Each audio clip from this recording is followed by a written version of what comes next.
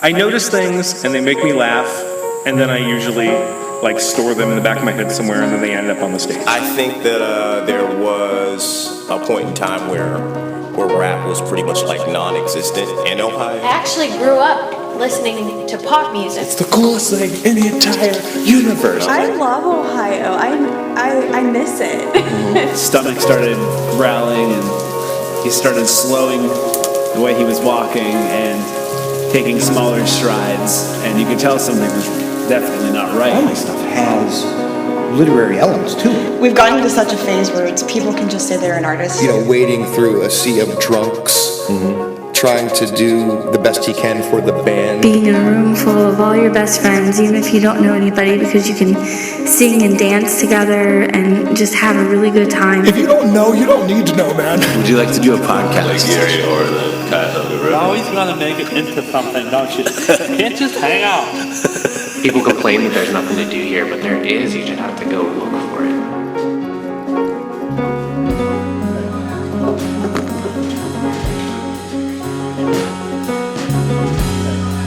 Hi, is anybody there? Loads.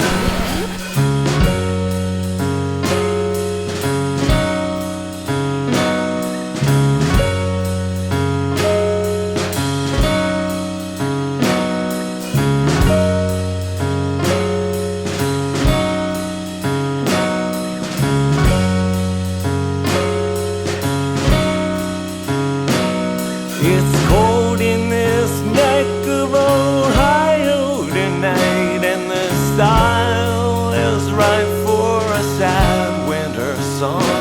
I feel lost like a speck in a pile out of sight, and though I try with all might, I just don't feel that strong.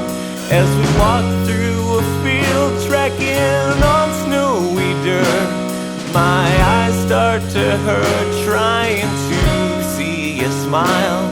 And we talk about fears making our story short. You are scared to get shot, your bravery goes for miles. And there's more miles to go as we walk the train tracks. I think we lost the rain back in the woods we just hiked. And the store signs can glow as you walk sidewalk cracks. I think we lost the town back trading street lamps for kites.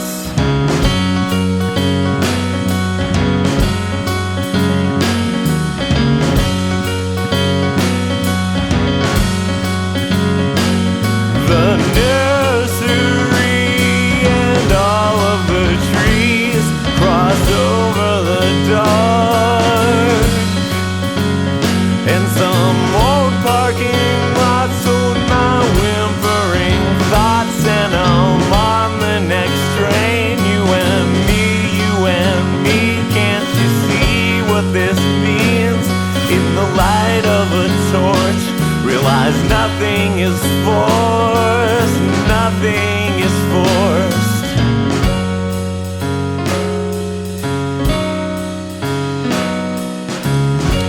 So, one time, a group of friends and I decided to pack into a minivan and go to a theme park in Ohio.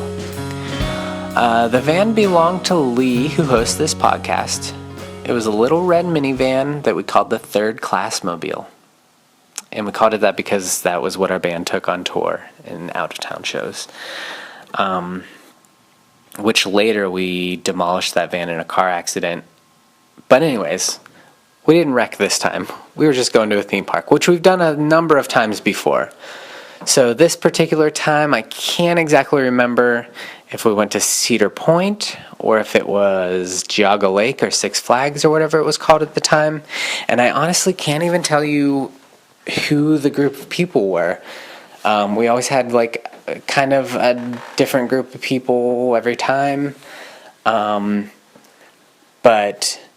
that's not even the most important part of the story. So anyways, I want to say it was Cedar Point because what I do remember was that there was a roller coaster, one of those ones where your feet dangle out the bottom of it. So it's extra scary. And I want to say that Lee was probably wearing cargo shorts or something stupid because he had his keys to his van in his pocket and they fell out on a roller coaster where our legs were dangling. And there was just like swamp area underneath. So the keys were definitely gone forever. So we were stranded at this theme park, which was probably all the way on the west side of Ohio, and the small town where we're from is on the east side, next to Pennsylvania. So we knew we would have to wait a few hours before. I think his brother Jack brought us the keys, which means he wasn't with us at the theme park, which is weird. But anyways, we broke into the van so we could at least sit in the van. Because it was a hot day in the middle of this huge parking lot that was empty at this point because everybody else had left. And there was this a group of us just like sitting in or around the van. I think we kept just like switching because we couldn't decide which was more miserable, sitting in a hot van or in direct sunlight outside of the van. And we had to wait for hours for Jack to come bring us a spare key so we could go home. What's funny about the story is that obviously I can't even remember what theme park it was or what group of people we were with or any of the jokes we made that day. All I remember is that we were stranded with no keys and had to wait for somebody to save us, which is funny because that's how the human brain works. Like, it's something completely out of the ordinary has to happen. Obviously, like, I'm sure I had a blast with my friends, whatever friends those were, at this awesome place, whichever place it was, and all I can remember is waiting for hours in the hot sun and all of us being miserable. So, that's my story. Next time any of you go do something fun, make sure something out of the ordinary, whether it be awful or awesome, make sure something happens so you can remember it. The end.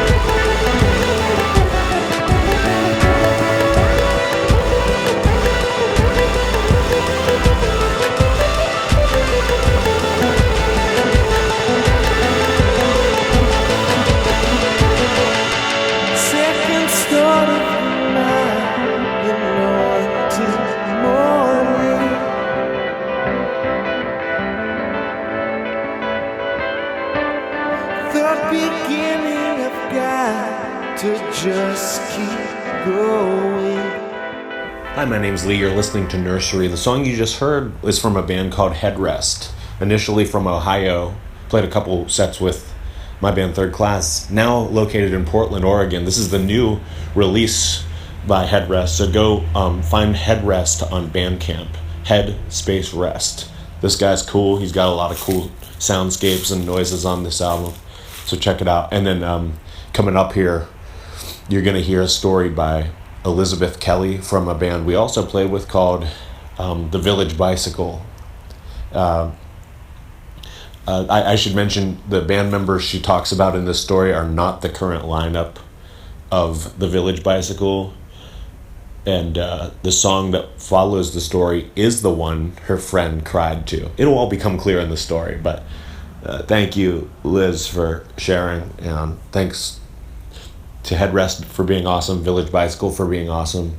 Later in the podcast, you're going to hear a little demo, original by me, as a solo Third Class thing that might not ever otherwise see the light of day, called Corning Cars. and that's about throwing corn at cars. We were stupid when we were young. But for now, enjoy Liz's story. Hi, my name's Liz Kelly. I am a resident of Lakewood, Ohio, and I'm in a band in Cleveland called the Village Bicycle.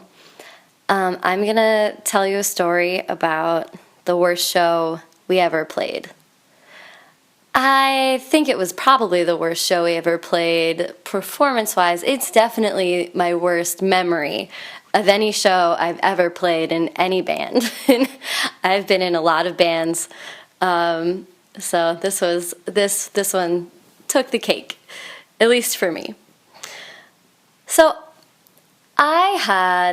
this was about 3 years ago, and I had previously made the maybe not so wise judgment to put my boyfriend at the time in the band to play bass. And of course, things didn't work out between the two of us. And even though we tried to make it work in the band, it just didn't. It was clear that it wasn't going to work out with us playing together in the same band anymore. And so this particular night was his last show. It was also the last show of another band member, a guitar player. It was a weeknight. I think it was like a Thursday at the Grog Shop, and we were on a 5-band bill. So it was like completely dead, totally dead. Nobody was there. I don't know whose genius idea it was to book the Grog Shop with 5 local bands on a Thursday night, but it was our genius idea to play that show. so here we are at the Grog Shop waiting to play. We decided to play 4th. We had come up with an order. We were going to play 4th. I was really broke at the time, and I wasn't having a super great night. Obviously, the band was quitting. Half of the band was quitting. And it was our last night, and also I, like you do when things end, I wanted to party and I wanted to get drunk. I was looking to get lit up that night. So I was going around. This isn't super. I'm not super proud of this, but I was going around asking people to buy me drinks, buy me shots. And they were, because they're my friends and they knew that I wasn't having a great night. So I was drinking pretty heavily. Unbeknownst to me, a band member from one of the other bands, the band who was supposed to play 5th, came up to my drummer and just announced to her that they didn't really feel like they wanted to play 5th anymore, so they were going to play 4th instead. They were going to switch with us, and we were going to play last. And my drummer at the time really didn't know what to say to them, so she just said, okay, I guess. I was drinking. When you're in a band, you can kind of time out like how much alcohol you can consume in relationship to when you're going to go on stage to play, and still get through your set without being too drunk or making a fool out of yourself. Hopefully, that's the idea. And so I was drinking with the intention of going 4th. When the order got changed, my night kind of just took a dive. I kept drinking. I remember as they finished, standing at the bar with my friend Jake, and he ordered me this one final shot before we went on stage. I was drinking whiskey that night. And so I drink this shot, and I get up on stage, and I start to set up, and I look down and realize that none of my pedals made sense to me. I didn't understand the pedal board. I didn't understand how my guitar worked. I was this confused mess trying to drunkenly set up my stuff. Thank God, thankfully, there was nobody there. I mean, especially after 4 bands had already played, it had completely emptied out. The only people who were there were our friends, a handful of people, our friends, and some of the other band members who had already played. So, I didn't end up crashing and burning in front of too many people. So we got set up, and somehow, I don't even know how I made it through setting up. I remember just thinking, like, this is so bad. Like, oh no, what have I done? This is so bad. So I don't really remember that much of the set, of what happened during the set. Thankfully, a good friend of ours made sure to videotape the night for posterity because it was the last show for this group. When I looked back at the tapes, it was humbling for sure. I was berating the bass player, just flat out, like fighting with him on stage, yelling at him about quitting the band. I was obviously hammered, just out of my mind drunk. The other band members were obviously super annoyed with me and how I was behaving, except the keyboard player, who was maybe not quite as, but also intoxicated. At one point I started crying. At one point I turned around and my keyboard player, Kara, was also crying as we were playing this song, just tears streaming down her face. Everybody was pissed. Everybody was ready to be done. It was a good final show in that nobody wanted to play with me after that show was over. The next day, I don't remember the rest of that night, but I do remember the next day waking up just so emotionally, painfully, miserably hungover. And one of Kara's friends, Kara and I lived together in a house. One of Kara's friends who had traveled from Columbus to see the show had stayed overnight with us and was there and was at our house completely like fine and sober and not feeling any pain at all, trying to get us to like engage with him, trying to debate us on music and stuff. And it was just so awful dealing with him in this bad way, in this sad, sick state Kara and I were in. Finally, she just had to kick him out and tell him, go home. We have things to do. You have to leave. So he finally left. And when he did, Kara and we just sat on the floor and just cried at each other, just staring into the abyss of the future of the band, this uncertain sadness of what's going to happen, what will become of us, woe is us, and this like, half drunk, self-pitying way. So yeah, Kara is still my keyboard player in the Village Bicycle. The Village Bicycle managed to survive that terrible show 3 years ago. I now have a new rhythm section, unsurprisingly. but yeah, that's a pretty rough memory.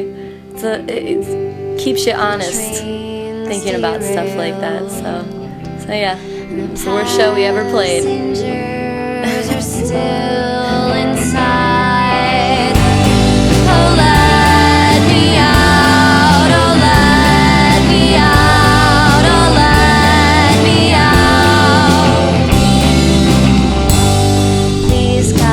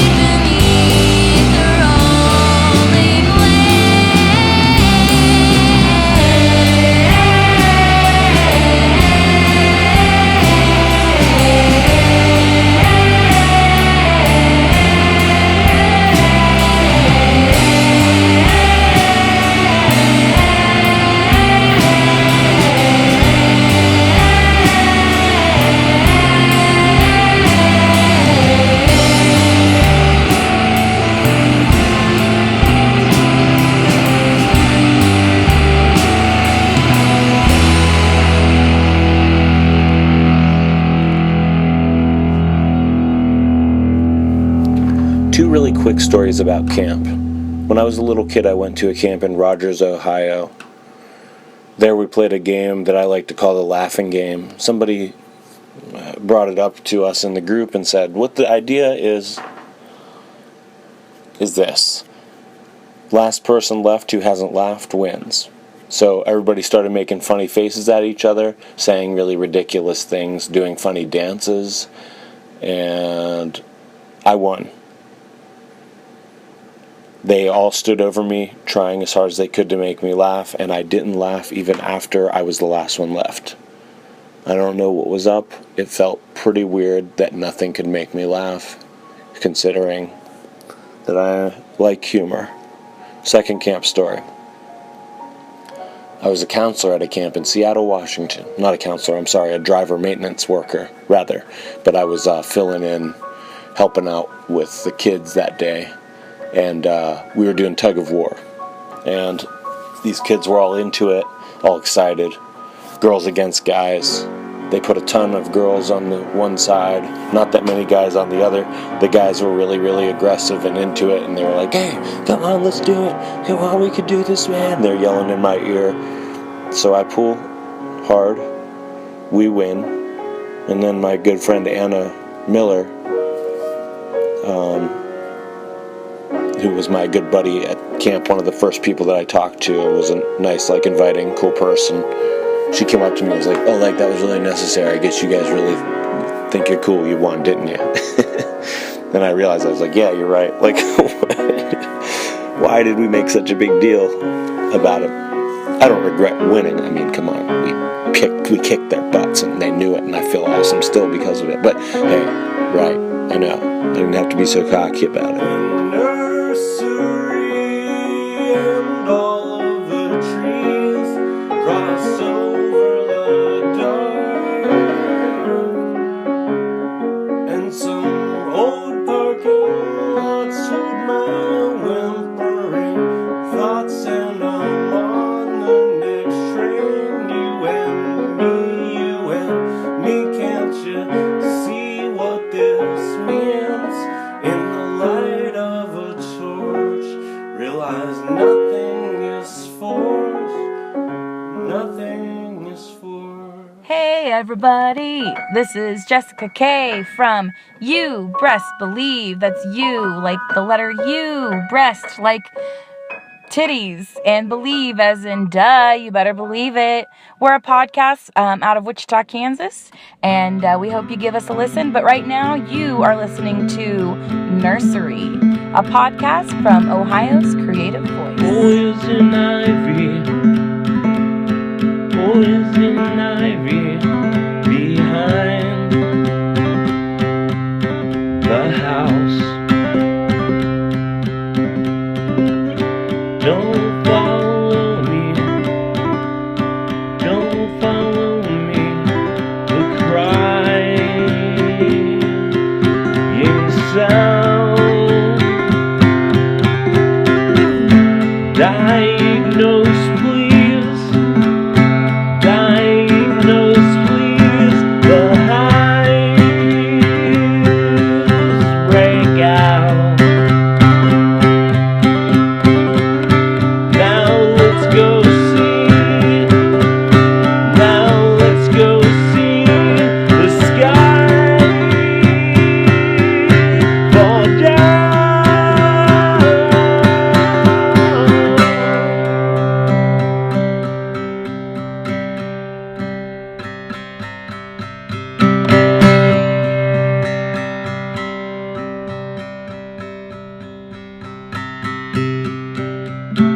Me and Wally in children's books. We were young, we were skilled, small crooks. Reality and fiction hooks.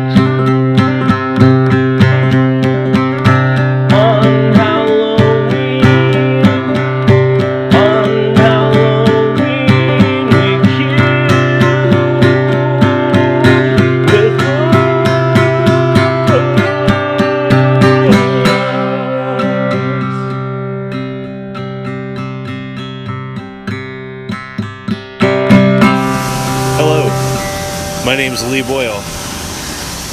I'm in Kent, Ohio, by the Cuyahoga River, near the Portage Hike and Bike Trail in downtown Kent. This is a beautiful place, not only because it looks good, but because I got married here with my wife, Ellen. There's graffiti on the wall along the train tracks. There's a little spot in the middle of the cement pathway with steps on it that you can walk up and peer down at the river from. There are waterfalls on a reservoir.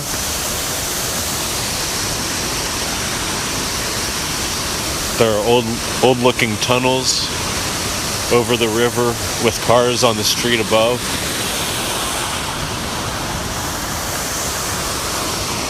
There are combination locks, gold locks, key locks,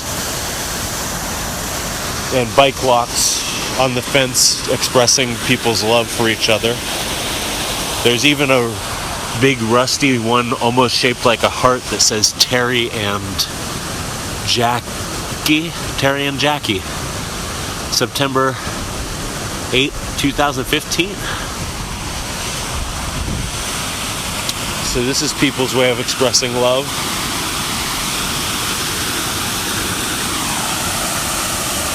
Even death will not keep us apart, one of them says. Another one says, Bruce and Renee equals heart or love. A U-Haul lock, 6/22/2015. Gabe and Michelle, 2015. A master lock, silver.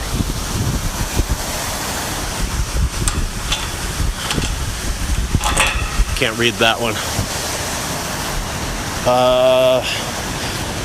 HEK and RLB, 12/7/2014. Come what may. Come what may, I will love you until my Ewan McGregor, Nicole Kidman. RE loves HK always. Oh, what else we got? Jenny plus Ethan, 10/6/2013. My wife and I got married on this little platform above the Cuyahoga River in Kent, Ohio in 2009, and we just had a minister and both of our mothers here. And then later on we had a ceremony with a lot more family and friends a few days later, December 2009. Then we went to Hawaii on a honeymoon. Honolulu. I'm lucky enough to have relatives that live in Honolulu, so we stayed with my aunt and uncle on my dad's side. Got to see Pearl Harbor from the view of their yard that had a bunch of bananas in the woods down a hill behind their house. It was a windy road up to their house. There was a really nice beach, I believe, called Pine Beach that looked a little bit like, weirdly enough, looked a little bit like a pine beach you might find in Lake Milton, Ohio, if you know where that is, not far from Austintown, Ohio, Youngstown. That was pretty cool. It was like, it reminded us of home, but it also was a nice new, like fresh, refreshing escape from the average brighter sand-colored beaches of Hawaii that are crowded. This was like a beach that wasn't that crowded, and it was really fun to swim in there because there were some pine needles in the water, and somehow, for some reason, that looked really pretty. Some of the graffiti up here up against the railroad tracks reads, oh, there used to be a really good, I worry that religions start wars, quote Paul McCartney. That one's really faded though. Hollywood Rugby. Wonder what that means. Come here. Just says come here. There's a lot of really big ones that are like, I guess they look like gang signs. Hoer, Hoer. BCOD November. Kill Jordan, maybe Michael.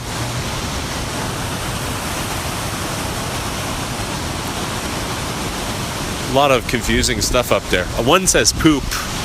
That's simple enough. There's another one that says penis. And there's another one that says rainbow. This one says smells like frogs. There's another thing that says moon pie. I understand moon pie, I think. Fear your fate. Okay. I will do that. I will do just that. The nursery and all of the trees crossed over the dark,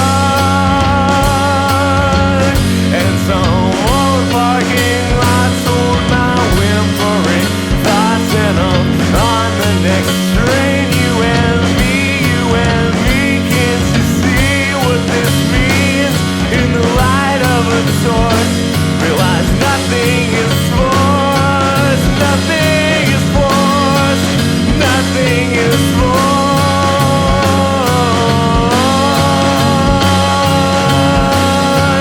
nothing is forced.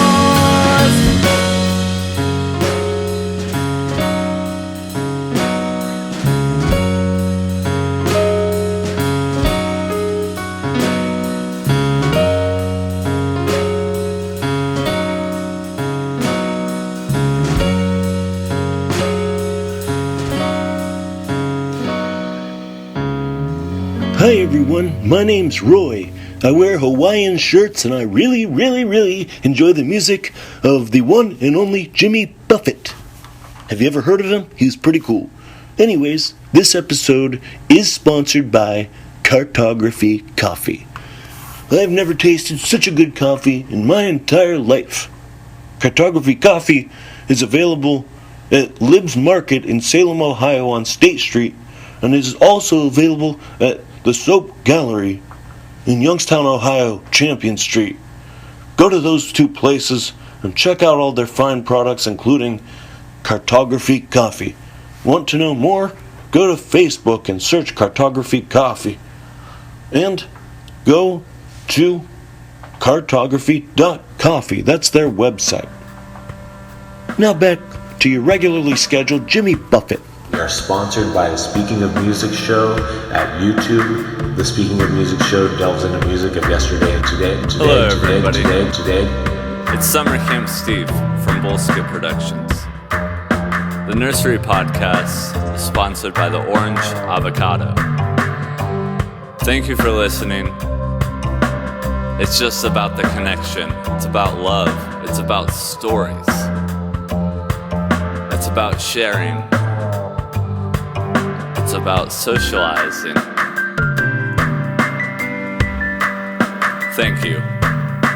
Thank you for listening.